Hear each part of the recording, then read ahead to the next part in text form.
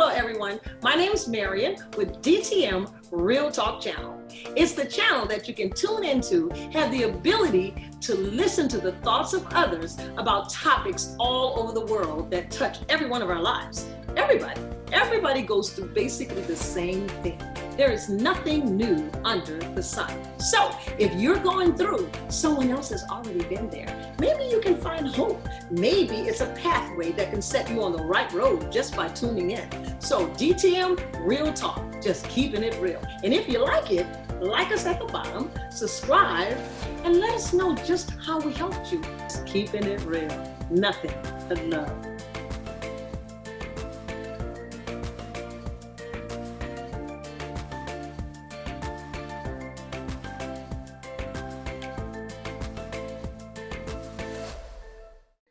Hello, everyone. This is Marion, and welcome to DTM Real Talk Channel. We are here today, and I'm so excited. Thank you guys for tuning in. We're here today to talk to my brother, Jonas. This is my BFF's husband. So I'm truly excited to hear his story, and hopefully you guys will find your story inside of Jonas' story. And with that said, Jonas, and how are you doing today? I'm doing good. How you feel? I'm pretty good. Everything ain't nothing shaking. They say the old folks say ain't nothing shaking but the trees, and it wouldn't be shaking if it wasn't for the trees. You got to shake it. Yeah, I know that's corny. I know. But anyway, we want to hear your story today. I heard a little bit of it some time ago, but I'm sure the folks out there would love to hear what you have to say. And what was your choice of addiction, since that's what we're talking about today? My choice of addictions was clickums and heroin. Wow. So tell me this. So Jonas, where are you from? Let's start there. Where are you from? I'm from New Orleans, Louisiana, down south. I grew up in an area called the Orange Channel. Okay. That's uptown. Okay. Then I moved to Tremé area. Okay. And so how was your childhood coming up? You know, siblings, parents, how was that? Childhood coming up, I was raised in a one-parent home, just my mother. Mm-hmm. Fought all my life. From the age of 6 years old, just fighting in school, getting put out school to school, and all over the place. Went to Catholic school, got put out of Catholic school. Went to public school, got put out of public school. Wow. So you just was fighting now. What was your fighting? Somebody. You can't be beating people up. You was fighting. I used to get beat up sometime, but not all the time. So what about your siblings? Do you have any siblings? Oh, yes. I have 4 brothers and 1 sister. My only sister, she's deceased now, and I got 4 brothers. I'm the second to the baby. Yeah, I'm the second to the baby. I got 3 brothers older than me. Okay. So tell us, how did you get started in drugs? We want to hear that story. When I first got started, I got started into drugs when I believe I was 10 or 9, and I started smoking weed. 10 or 9. Okay. 10 or 9 years old. Started smoking weed, marijuana. Used to call them puffers back then. These big old fat, thick weed with marijuana in it, and you could get them for $2. But I used to be running up and down the street hiding it, so I got them for free. Started smoking marijuana for free. Wow. About 9 or 10 years old. Okay. So talk to us. Tell us how that progressed. We're gonna listen. After that, all of a sudden, went from marijuana to clickums. That's abominant fluid. Okay. Got on abominant fluid about, I think it was 12 or 13, and I started sniffing heroin and got on that and mixed it up back and forward. But I tell you, it was much stronger than a regular marijuana. Uh-huh. It's abominant fluid, clickums. Embalming fluids for dead folks. Is that not correct? Yeah. Yes, you put it in dead folks, and I started smoking them at the age of 13. It was a journey, but I wanted more. I was addicted to it. Who Addicted introduced to it. you to this? Huh? Who introduced you to this? A young lady. A young lady. She was, I think I was 13 and she was 21 or 20. She Mm, introduced me to First she introduced me to the marijuana, and then she introduced me to the clickums and the heroin at the same time. And it was something that I couldn't kick the habit. I couldn't. I was smoking all during school, and it just took a hold of me. mm. Wow. What about your mom? Did she know, or did she know about it? Did your siblings know Yes, you were doing this? yes. My mother was a neighborhood lady. They used to call her Mother Dear. Mother Dear would know the whole neighborhood. She used to be out sitting on a, we used to call it the stoop, on the Mm, step, the stoop, sitting on the stoop, get out early in the morning, about 6 o'clock, start sweeping the whole block. yeah. And she used to wait on me to come home at nighttime, come home in early in the morning. Been out all night at the age of 13, 14, 15, 16, 17. Uh, she just was a lovable woman, but she used to really ask me to stop, but she couldn't. She couldn't raise me. She couldn't raise me. I've done what I wanted to do with Mm, my mother, and bless her soul right now. She asked me to get some help, and I didn't want no help mm, because I was addicted. right. So that just like was the last straw. She used to say, one day you gonna kick the habit one day, Mm, one. mm. So talk to us about a few instances that may have taken place during this time. Say you were 12, 13 years old. So what happened during 15, 16, 17? Tell us a little bit about that time of your life. Well, 15 at the age of 15, I believe that we used to have junior. I think I was in junior high. Mm, Junior high. One day I was I think I went to a school called Colton. 15 years. I think yeah, 15 years old. Went to Colton School. mm, Uh, got loaded off of Clickham, walking up and down Rampart Street by the French Quarters, up and down with no shirt off, shoes off, walking up and down, and just got clicked out at the age of 15. My brother saw me. He was bus driver. And he said, "Man, why you ain't in school?" I said, "I'm in school. This is the school, the streets." mm, I just walk up and down the street sometime. Not I go to school, but I just leave right then and there. I leave. I check in homeroom and I'm gone. 15, 16, the same thing. Got put out that school because of drugs and fighting. Then went to another school in my district around Lafayette Street, and I got put out that school. And after that, there was no schooling with me. mm, At 6, 15, 16, 17, I just as on was the street hood, mm, just doing it with the clickums and rolling with the dope and robbing people and stealing. mm. Wow. Wow. So were you experiencing any emotions at that time, whether it was right or wrong, or whether you would get caught? Talk about that. What were you feeling at the time you were doing all this? No, I had no emotion. No, I didn't have no conscience or nothing. I didn't fear nothing. I didn't regard life. Mm, I didn't think about my loved ones. I didn't think about myself because I used to do any and everything. mm. I was immersed in it. I talked about the day zoned out. Wow. Once you get into a zone, you're being deeply involved into something that is like took me away. Mm, I was no more good. I felt I didn't feel right or I didn't feel wrong. I just felt that this was me. mm, This was me right here. This was a gift to me. Because mm, when I got loaded, I felt it that I could take on the world. and I ain't had a nickel or a penny in my pocket. And you should think, hey, I could take on the world when I'm clicked out. Yes, indeed. So was there an incident that happened in your life that, I don't know, that maybe traumatized you after the fact, when in your 15, 16, 17 years old, maybe something that happened that maybe caused you to think twice? Yeah, I think it was around, I think I was 21.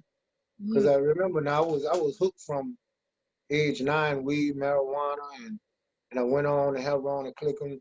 And I think between 20 and 21, that's when the incident happened with my friend. Mm. Uh, I had just left him, got some clickums from him and a bag of heroin. And when I went round the corner in my house, it said a young man just got his head blew off. Whoa. And I just sit down and started thinking. And that's the first time I could really hear myself.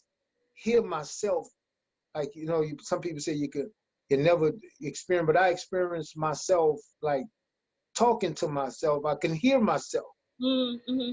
I can hear me saying, well, I know it wasn't me now. I can hear a voice saying enough, Mm. enough. And here, I know it wasn't me. I kept saying, shut up. Who is this talk? Enough. And there was a knock at the door, Mm. and it was my sister-in-law.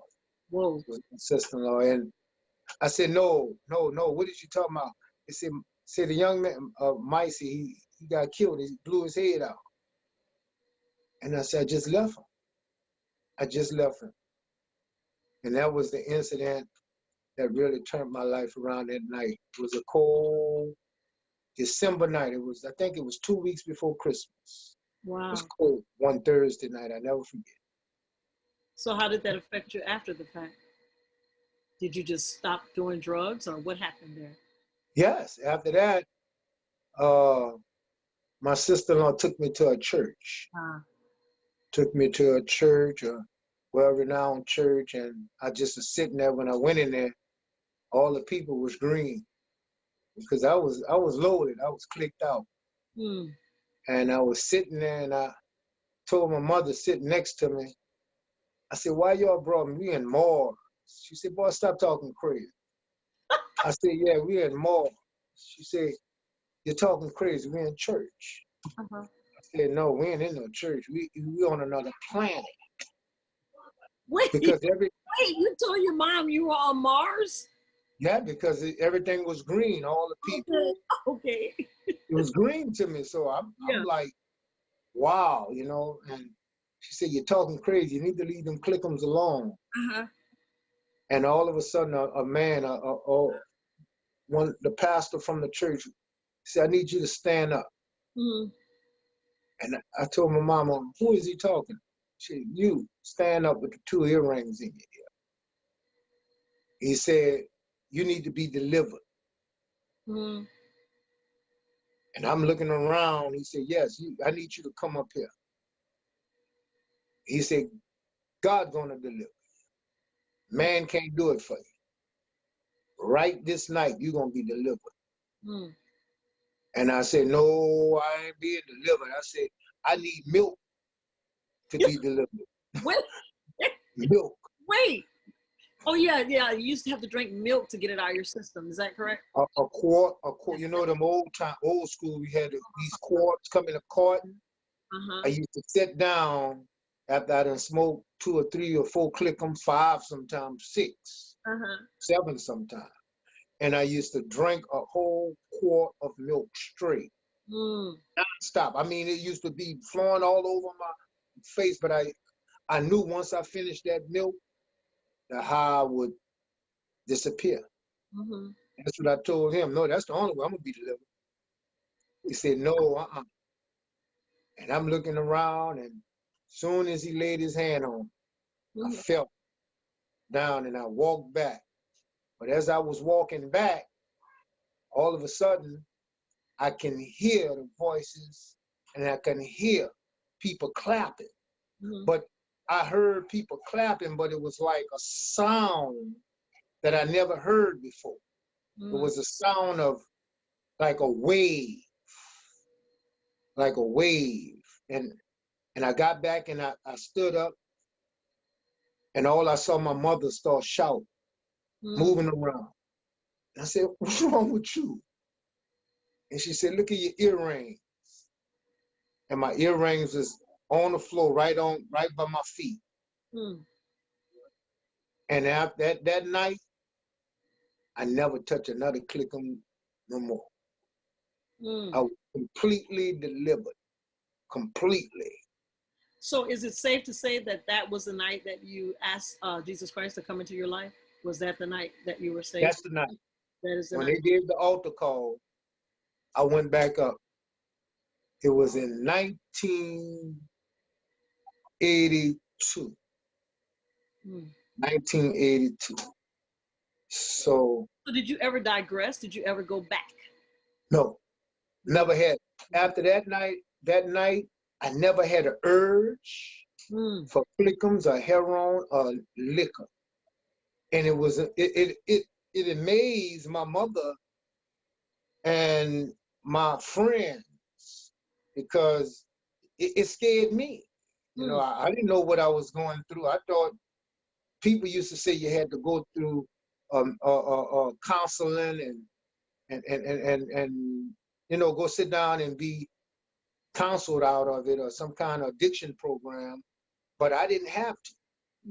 And I was like scared of myself because it come a new person. This is new to me. You know, I wake up the next morning and I didn't want to click them. I didn't want to click them. I didn't want to put nothing in my nose. The next morning, I'm like, no. I tried to go get one, and I heard that same clap. It was now I always hear that clap, and I know what it is now. It's angels rejoicing. And it was whoosh, whoosh, whoosh. And I hear it, and I can hear it in my soul that God said you're delivered and you ain't going back. And I never relapsed or nothing. Never. So from age was it 9 to age 9 or 10. 9 and 10 to age 22, you were 22. You were addicted to drugs, and then God delivered you. So Yeah. Jonas, tell me what's going on with you today. Whoa, today it amazed people now. When they see me, they like, man, you never age. You still look the same. I see some young boys, some mid my age that I grew up with. They used to be the best dressed. I mean, the top of the game, smart. And they see me, they like, that's you, Jonas? Man, I thought you dead or what's going on? I said, I have accepted Jesus Christ in my life, and I'm no longer the same. They said, no, not the Jonas I know. No, and they look, it's like I'm looking at me and I'm looking at them. I'm like, I grew up with them and they don't look healthy or nothing. You know, I see the young ladies that used to be on top of the game, sitting on a corner. One young lady, I got out the car and I said, you remember me? She said, I'm scared of you. She said, I'm scared of you. This can't be who I think it is. She said, get away from me. And she thought I was a ghost or something. You know, I'm like, oh, it's Jonas. Right now God has called me to pastor. Wow. Yes, I'm pastoring. I've been pastoring now for 7 years now. And I hear that you're pouring into other young drug addicts' lives. Yes. Let's talk about that. That right there, that's my vision. Right now we working on a center. God has given me a favor to work on a center to help young men and old, however, but basically this generation right here. Right. To let them know what they're doing, it is a way out. Amen. And all they have to do to just want it. And basically right now we are preparing a building, a center to house them. Like it's going to be similar to a halfway house, but I don't want it to be a halfway house. I want it to be a full house. Really full with God, and allow them to see that this is love. They can come in just like they want. And we, right now I got five that I'm mentoring. Wow. And I'm looking for 25 any day. 30. Yes. Awesome. Well, I don't know what to say. All I can say is you're amazing. That's my favorite tune because you're looking good. I heard you bring the word. You delivering and preaching the word. I mean, you are a fantastic man of God, and it's all because of God's grace. And yes. I just thank God for you, and thank God for you being bold enough to share your story to those out there. And my God. If you had something to say to the people out there that could be struggling with an addiction, whether it's drugs, whether it's sex, whether it's sugar, whether it's chocolate, whether it's pornography, whatever it is, an addiction is something that you have no control over and you can't stop. What would you say to them? What advice could you give them today? My advice is to present your body. Just present it just like it is. Don't matter. Just come just like you are. Present it. Present your body as a living sacrifice. Don't worry about you making a mistake. You're making a mistake. You do it again. Keep getting up and don't stop. You got to be persistent. You got to be persistent. And once you get to the place where you know that no matter what, you're not going to stop, that's when God going to move. Amen. That's when He going to move. Persistent. Be persistent. Wow. Thank you, Jonas. And you guys, thanks for tuning in. And I hope that you find hope. I hope that you can find encouragement. And I hope that you all can find deliverance through Jonas's testimony. Thanks for watching DTM Real Talk. Be sure to join us for more conversation. And oh yeah, don't forget to hit that like button, share, and subscribe while you're there.